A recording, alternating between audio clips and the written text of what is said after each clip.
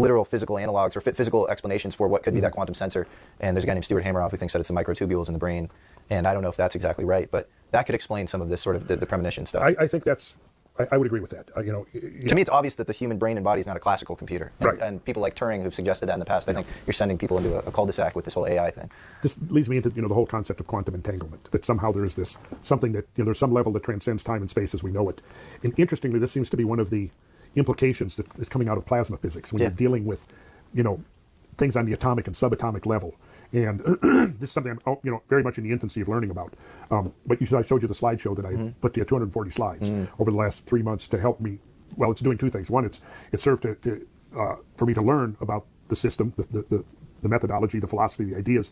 But it's also going to be used to present by the leading scientists of this system to various entities around the world that have already shown an interest in implementing the technology. Do you think that the military-industrial complex is hiding any knowledge around fundamental parapsychology? And the reason the reason I ask is because Ben Rich, who was the head of Lockheed Skunk Works on his deathbed, said we have the ability to go to the stars whenever we want, and we've built it. And the journalist asked him, well, how do we do that? And he goes, well, have you heard of ESP? And the journalist goes, yes. And then he goes, well, that's how. And then there's a guy named Bob John, who was a plasma physicist, who worked at Boeing, who then went on to run the Princeton Pear Lab, the parapsychology lab. And so I think about that, connection as well. Where he's working at Boeing, and then he on plasma, and then he goes on to work on sort of parapsychology. And I wonder if there is an interesting connection there. And I think about the modern UFO story, and it's usually trying to push people away from thinking about parapsychology and towards more kind of nuts and bolts, materialist, reductionist explanations of how the craft works. And in fact, a lot of people say when the crafts crash, there's nothing inside the craft. So there must be an interface between the mind of the occupants of the craft and the craft itself. And so it has to bringing up Sierra Nevada Corporation and asking them, when are we going to get a public statement for your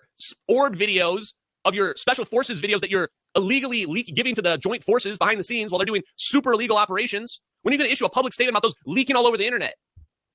I've been doing this for 2 years. There's billions of views related to my content out there. They've said nothing. They've had so many chances to speak up and go, oh, hey, we think we're recognizing a special operation we might be delivering to the joint forces. You think that people in that company don't recognize those videos? These people need to go to fucking prison. People need to start going to prison. Create a special investigative group tomorrow. I don't know, Congress, whoever, somebody can probably do that. Start arresting people like you did Enron. Do an Enron to Sierra Nevada Corporation. Take all their servers. They're going to have records of all this. There's going to be copies of all these videos. You think that's the only video? No, these people are done. These people are done. They're going to have more stuff. The moment, once a cheater, always a cheater.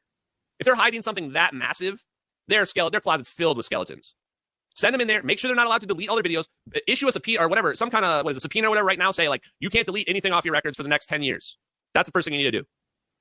Because this is not a simple, Air Force accidentally released their orbs on the plane. No, that is not the situation going down here at all. The situation and the way this is unfolding right now is we've got a third-party defense contractor working with our literal joint chiefs doing a special operation on a civilian airliner using beyond state-of-the-art surveillance and magical orb technology, which I know exactly what the orbs are. I mean, I can nail it down to a degree where it would shock you, but I don't even really want to go there right now. Let's just say they've got free energy, they've got teleportation technology. It's clearly a matter of national security, and that's what the MH370 videos show. One last time for the people in the back. These videos show MH370 in the Nicobar Islands on March 7, 2014, as was seen by a witness, as was reported by China Times, with the plane on fire, flying low. There's an MQ-9 drone with Gorgon Stare flying high above it, looking down, recording this whammy footage, which is wide area footage, much bigger than what we're seeing here.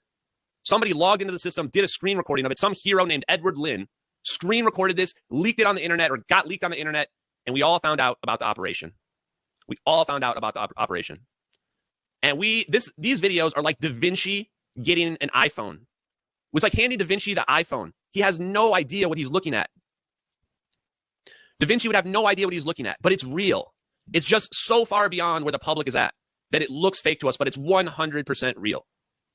I mean, look at those clouds there. People are going to look back at this and go, how could anyone even think that this was fake? Have you ever seen a fake thermal video before? Have you ever seen a fake thermal video or a fake military video before? You know what? I lied. These orbs are basically a dense plasma, meaning they can condense charge together in a way that turns them into a super powerful magnet. They have a form of endothermic propulsion that they're able to ionize the air and basically turn it into energy that they use. They're a fusion reactor. They're a miniature fusion reactor, portable one. When they converge, they produce an electromagnetic flux that's so powerful, it pushes away all the zero-point energy. The zero-point energy gets pushed away for a brief moment, but long enough, and that plane teleports. It quantum teleports somewhere else. It could quantum teleport to the sun. It could quantum teleport to the middle of the earth. It could also quantum teleport to the Maldives and fly to Diego Garcia. Truthfully, I don't know, and I don't care where it went.